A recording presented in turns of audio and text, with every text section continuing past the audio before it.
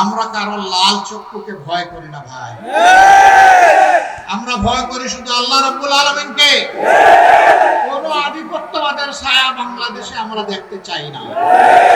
অবশ্যই বিশ্বের সকল সভ্য দেশের সাথে আমরা বন্ধুত্বের সম্পর্ক চাই। আমরা প্রতিবেশীদেরকে আমাদের প্রতিবেশী হিসেবে দেখতে চাই। আমরা কারো উপর খবরদারি করতে চাই না, আর কেউ এসে 56,000 বাংলাদেশের উপর খবরদারি করুক তাও দেখতে চাই না। 54 বছর যেই শাসন, যেই রাজনৈতিক ব্যবস্থা, যে বন্দোবস্ত দেশবাসীকে ফেসিবাদ উপহার দিয়েছে, এই শাসনও আমরা আর দেখতে চাই না। আমরা চাই তার আমূল পরিবর্তন। সেই আমূল পরিবর্তনের সময়টা আপনাদেরকে, দেশবাসীকে হাত ছানি দিয়ে ডাকছে আগামী 12 তারিখ। একসাথে দুটি ভোট ইনশাআল্লাহ অনুষ্ঠিত হবে, গণভোট আর সাধারণ নির্বাচন। আমি বলবো গণভোট সফল হলে সাধারণ নির্বাচন সফল হবে, তাই গণভোটের পক্ষে হা বলতে হবে।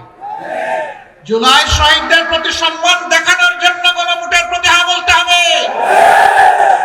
আপনাদের মুখের সন্তান আবু সাঈদ বাংলাদেশকে পরিবর্তন করে দিয়ে গেছে, গোটা বাংলাদেশকে উদ্দীপ্ত করে তার জীবন উপহার দিয়ে এ দুনিয়া থেকে সে চলে গেছে।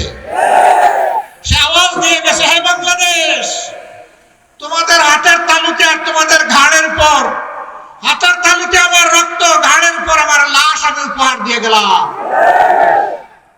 আমাদের স্বপ্ন বাস্তবায়নে তোমরা শহীদদেরকে ভুলে যেও না।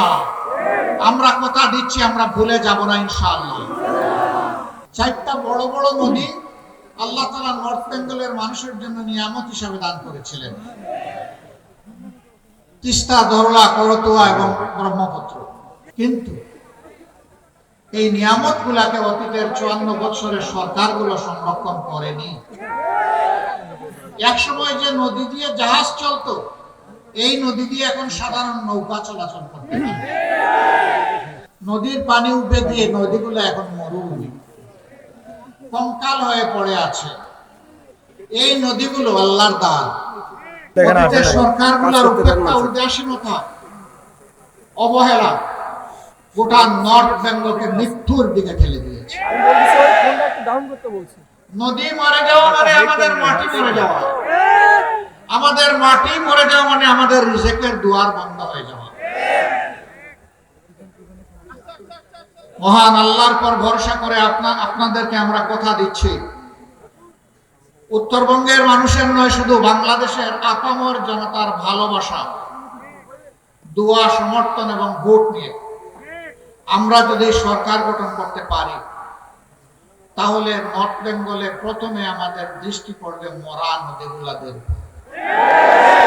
ঘরে বসে উত্তরবঙ্গকেই আপনারা রাজধানী বানাবেন ইনশাআল্লাহ।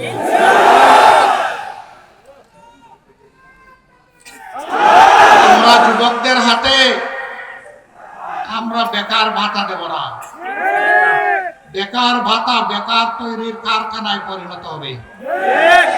আমাদের যুবকরা বেকার ভাতা চায় না। আমাদের যুবক যারা আছে তারা তাদের হাতে তাদের ন্যায্য কাজটা আছে। আমরা প্রত্যেকটা হাতে কাজ তুলে দিয়ে সম্মানের হাত বানাতে চাই। আপনাদের কোনো আপত্তি আছে? এই অবস্থা যদি তৈরি হয়, রাজধানীর দিকে প্রাণপণে ছুটতে হবে না ইনশাআল্লাহ। স্বাস্থ্য সেবার জন্য ছুটেন। আমাদের অঙ্গীকার হচ্ছে, এখন 33টা জেলায় মেডিকেল কলেজ আছে, 64টা জেলার মধ্যে 31টা বাকি আছে। আমরা পর্যায়ক্রমে ইনশাআল্লাহ সব জায়গায় মেডিকেল কলেজ গড়ে তুলব এবং সব জায়গায় সরকারি, বেসরকারি বা যৌথ উদ্যোগের বিশেষায়িত হাসপাতাল ক্রমান্বয়ে গড়ে তোলা হবে। এখন বলবেন ডাক্তাররা এসে এখানে থাকবে কিনা? থাকবে। যখন সে দেখবে মানসম্মত শিক্ষা প্রতিষ্ঠান এখানে পরিচালিত হচ্ছে, গড়ে উঠেছে, তার সন্তানের শিক্ষা দেখে কোনো সমস্যা হবে না, তখন সেও আনন্দে এখানে থাকবে। দুটি কারণে, একটি হলো জীবন এখানে সহজ, পণ্যের দাম এখানে কম এবং সে তাজা সবকিছু পাবে। সবচেয়ে বড় কথা হলো, শহরের একটা কবিতা আছে, ইট পাথরের বাড়ি হেতা ইট পাথরের ঘর, কেহ নহে কারো হেতা সবাই সে তাপ। এ হচ্ছে জড় সভ্যতার কবিতা। আর গ্রামে যখন আসবে তখন দেখবে যে মানুষ বড়ই প্রাণ খোলা, মানুষ সম্মান করে, ভালোবাসে, মর্যাদা দেয়, যেটা শহরে পাওয়া যায় না। মানুষের ভালোবাসার জালে তারা বন্দী হয়ে এখানেই থাকবে ইনশাআল্লাহ। এলো খবরের কাগজ, নিখাদ, নির্ভীক, নিরপেক্ষ।